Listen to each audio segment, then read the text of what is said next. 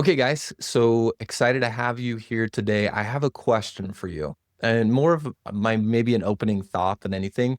So, whether you're dealing with betrayal, you're one of the people that are listening here because you've been hurt and you've been betrayed, or whether you're trying to rebuild trust, what we want to talk about today is just managing the stressors with recovery and just life, and the fact that it isn't optional.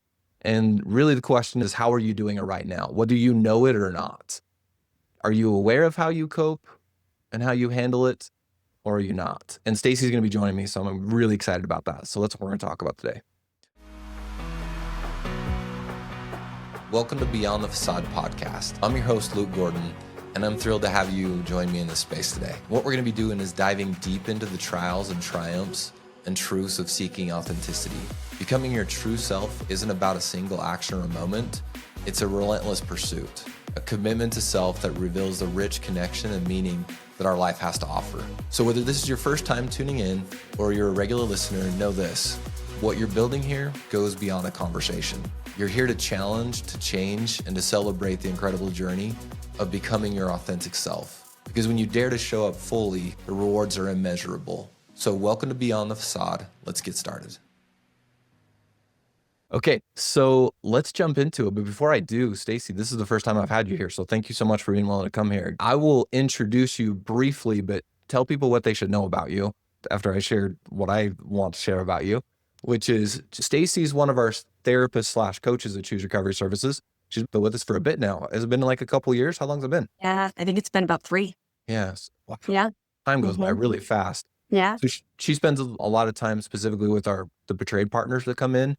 And she does such fantastic work. And I was excited for her to join us today because of her level of expertise and also the certain subject we're going to be talking about, which is coping.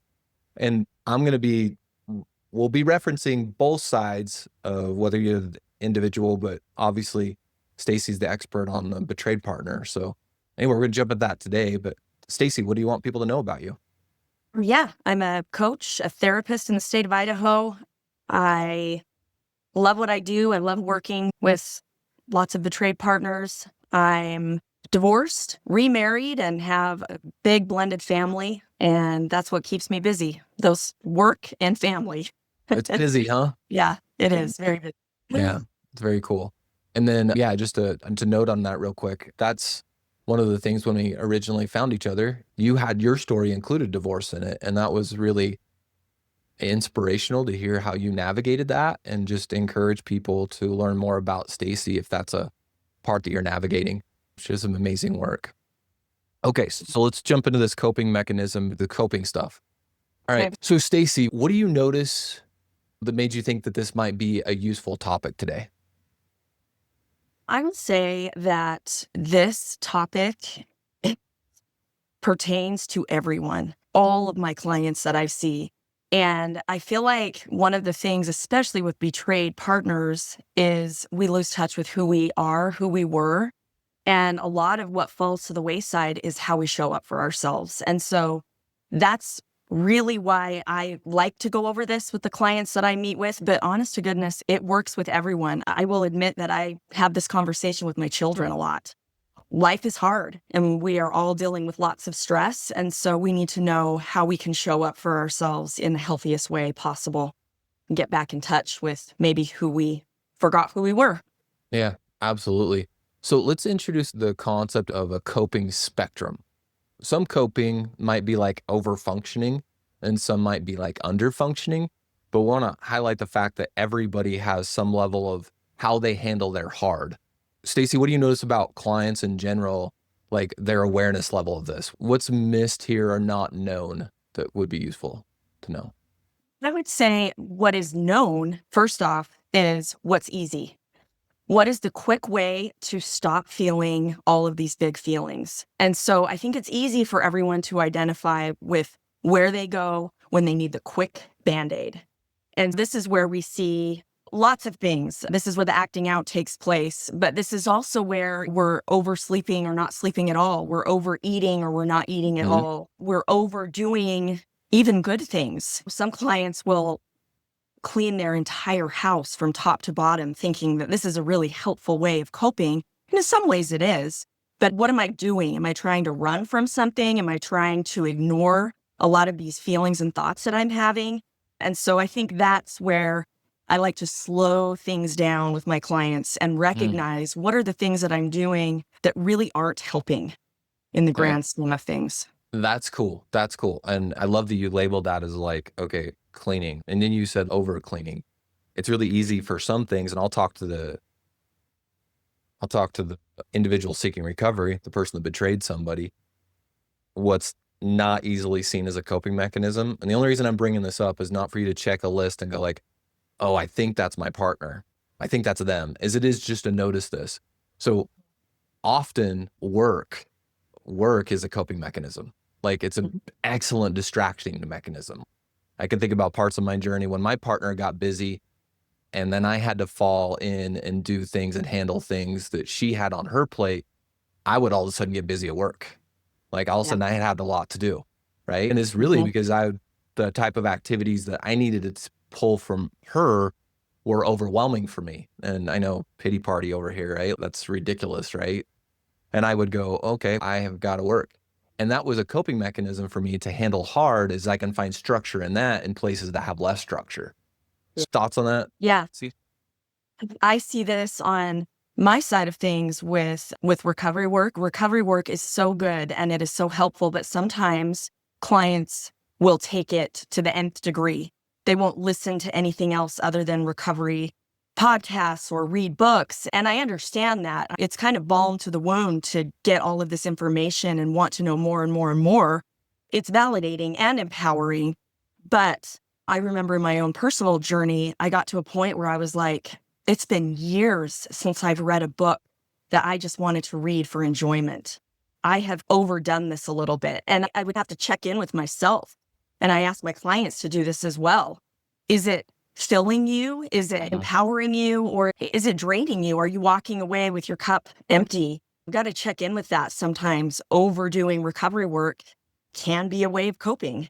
And we just have to check in and find where the balance is. Okay, so let's talk about that through the lens of, I'll give you this lens, too much, too little, or just enough. Okay. Yeah. So let's highlight some and then Stacy, yeah, please share what sticks out to you here. But let's talk about the too much coping, what that might look like. So things I've noticed, and I think of like over controlling as a part of a coping. I think about excessiveness, like doing a lot to avoid feeling. We've talked about that before. We've talked about the working, and maybe another part of the coping is this people pleasing. Like I cope through being what somebody else wants me to be. That's how I handle my heart. Is what do I need to do to make sure people are okay so I'm okay? Think about Oh, that one too yes. much. That's a big one. Definitely people pleasing and not having boundaries. This is where we say yes and say yes and say yes when we don't want to. And at the end of the day, we have nothing to give, or we're full of Mm, resentment and so lots of much. other feelings. Yeah, this is another great example of, yeah, we'll cope by just saying yes. We'll cope by trying to get people to like us more, see us more, find that validation from outside sources instead of from ourselves. Yeah. Good thing to be aware of. Yeah. I think about the too little coping. If we go on the opposite end of the spectrum, that might look like, and I notice from the guys that I work with, this is where numbing comes in. This is where checking out comes in. This is where denial comes in. There's not a healthy level of coping. And then, or there's not a healthy way of coping. So they end up letting other people take over making Yeah. decisions. And this is where it's no longer their recovery because they're not moving. And this is where it's a lack of emotional connection with other people. So they're disengaging emotionally because there's no Yes. coping mechanisms. Like Hmm. they can't engage emotionally because there's no healthy level of coping. And I see this with women who isolate themselves. They'll put those walls up around them because they think if I hide, it feels safe back Mm, here. So there are people who need time to recharge and be alone. That can be healthy to a point. But if you are closing yourself off, if you are tapping into feelings of shame because of this experience, I think that's where you have to become aware that this isn't actually helpful. We are human beings. We are wired for that connection.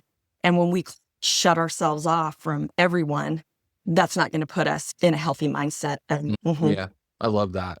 Okay, so what's the middle look like? I think about the just enough, what just enough looks like. So coping in the healthy ways, which is it's more of regulating compared to like reacting. So it's a proactive approach.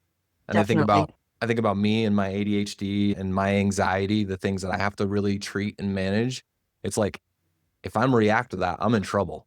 Like I'm not okay. I have to regulate that proactively before it becomes problematic. So I have to find healthy ways to cope, mindfulness, that stuff.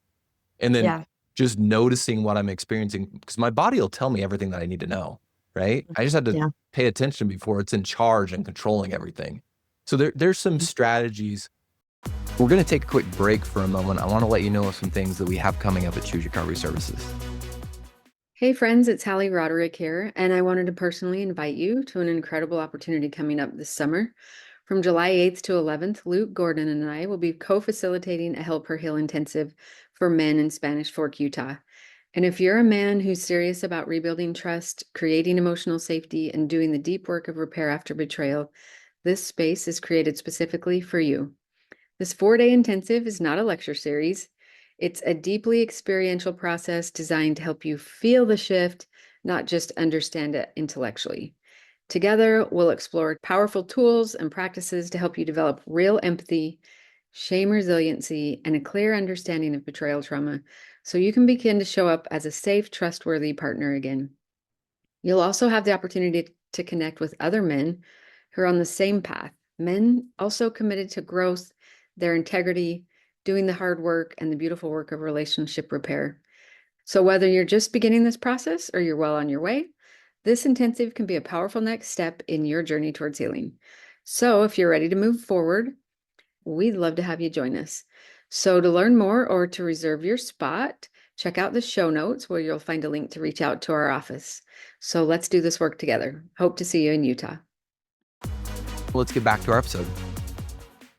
I figured it might make sense to talk about foundationally textbook coping strategies. So what I'd like to do is take a moment and go through, if it's just enough, what are some textbook kind of almost foundationally for the individual seeking recovery that are healthy coping mechanism that you just run with right away. And I can think of 3. And they hit on the parts of the brain that are going to need to be worked through and worked with, which is dopamine. And that's going to be exercise, because that's going to regulate your dopamine. It is going to give you access to dopamine that's the right kind. That's one really, really important part of coping. I can think about the oxytocin, which is the connection piece. This is where healthy coping is consistent, routine, on-purpose connection with other men and with partner, intentionally going, and that's a healthy way of coping. And I think of the serotonin piece, which is this is the mindfulness. This is I can get peace and calm inside of myself proactively. So there's a strategy there where I connect with myself so I can get that peace and calm. So I think those coping, that's healthy, and it has to be it has to be in there. Yeah. Oh, I agree 100%. I remember years ago being at some kind of continuing education course where they talked about self-care, and I was kind of rolling my eyes because I was hearing the same things that I hear over and over again, but they are so important. And one of them is movement that you talked about. It doesn't have to be like a full-on kickboxing session, but as long as we're continuing to move our bodies, that's really important. And he also mentioned that continuing education class that we have to be eating, and not just a bunch of sugar and not just once a day, but trying to keep our blood sugar regulated when we're in this mess and we're trying to make really healthy decisions for ourselves moving forward. We need to be at functioning from a healthy baseline. And so that's why eating is so important. I tell my clients all the time, if eating is a challenge for you right now, you need to put some reminders in your phone, and that you don't even have to use your brain, but have that phone remind you that 6 times a day you need to at least have a snack. And this is kind of early on recovery, but I still feel like it's important to remember. And then sleep is a big one for the same reasons. And how are we doing? Checking in with maybe what are some things that aren't really helping? Are we scrolling mindlessly on our phones before we go to bed? Are we going down rabbit holes with reels and things? What are we doing to calm down and calming our minds so that we can rest at night? And if this becomes a continual problem, sometimes we need to take it a step further and go talk to our doctors if necessary. Yeah. I like that. What would you do? What do you do when you help clients identify coping mechanisms? Like if we give people here today, like if you were sitting in session with Staci, what road would she take me down? How would I know if I'm struggling to go, I don't know if I've got healthy coping mechanisms or not? What would you say? The first thing I would ask is, what has worked for you in the past?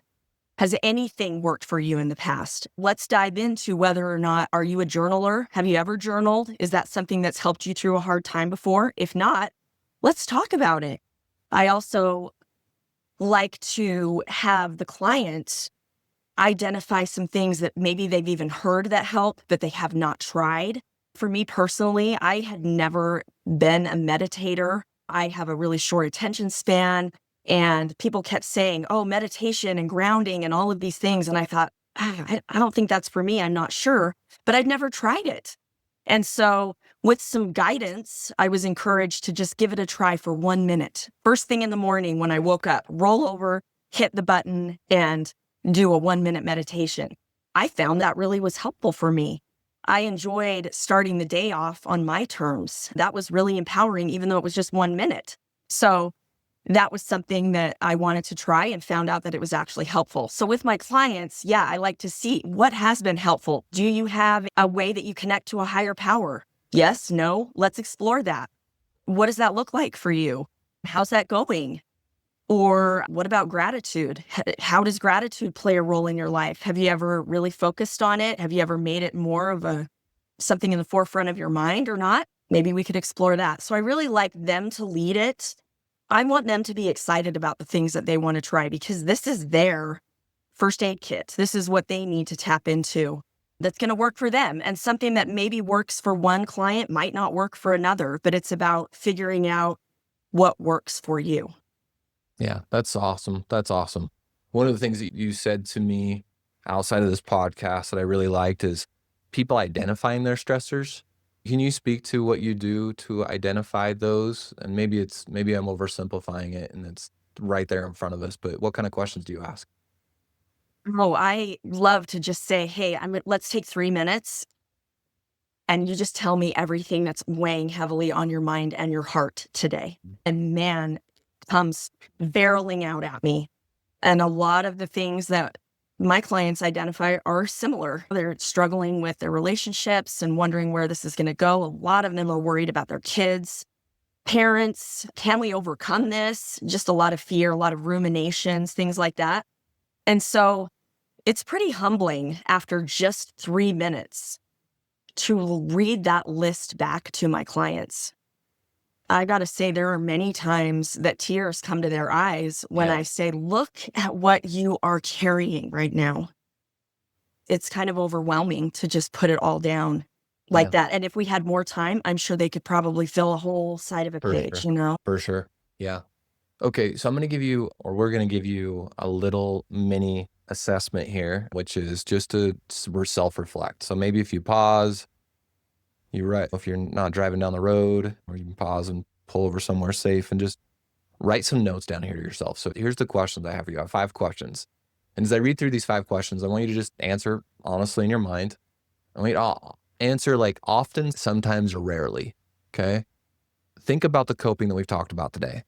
Do I cope in ways that leave me feeling more grounded afterwards? Is my answer often, sometimes, or rarely?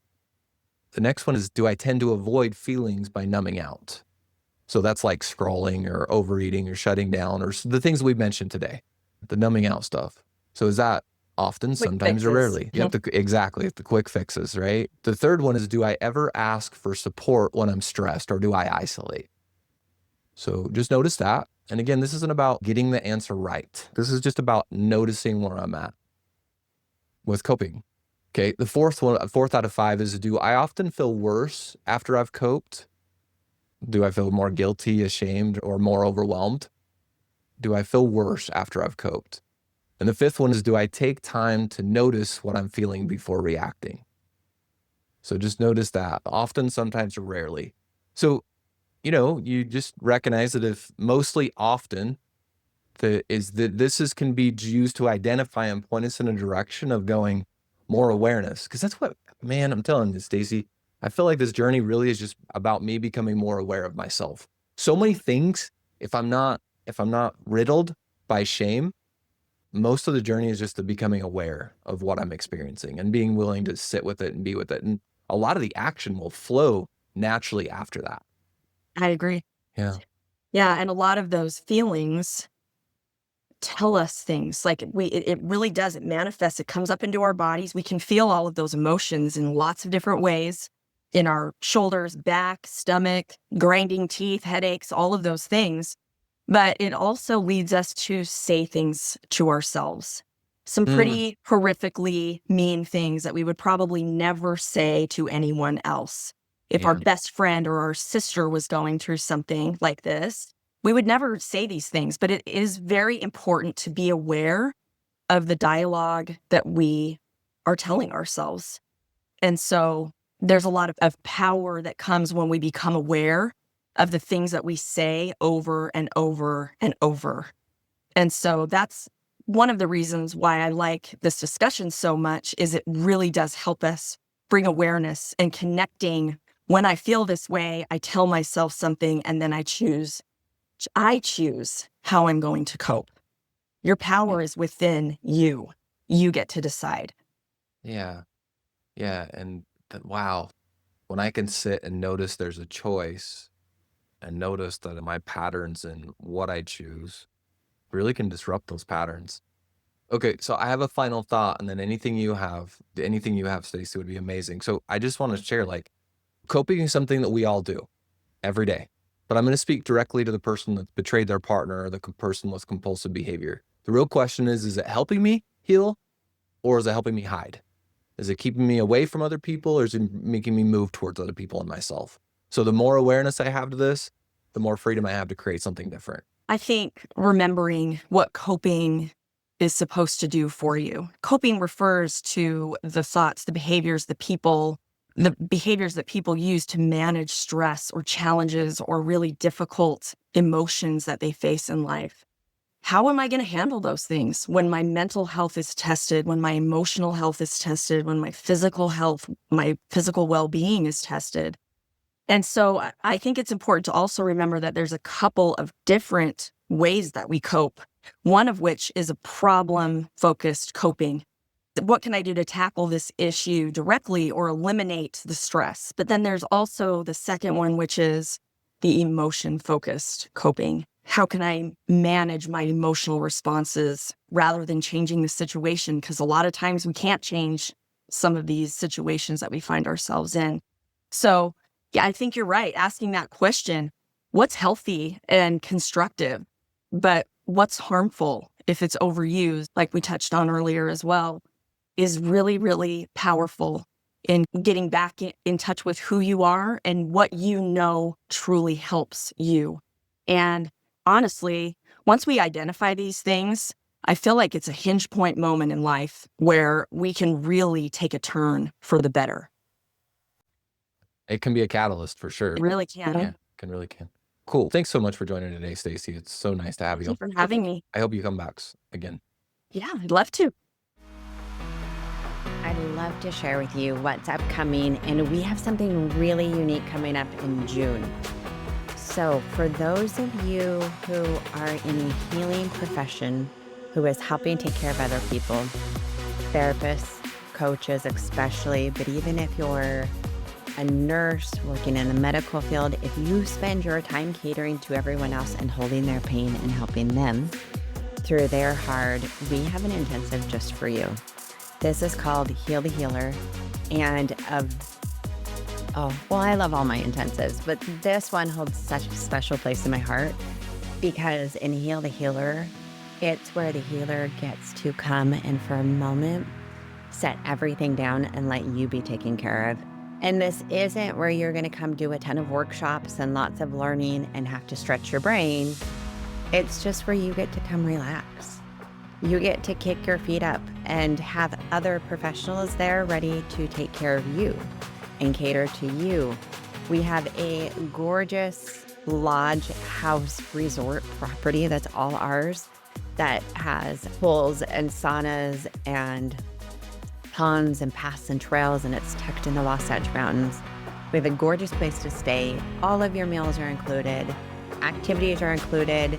There'll be time for fun if you want to participate in that, and also time for downtime and rest. And best of all, you get that connection with other strong women who are holding it all together for somebody else and who are ready to be taken care of.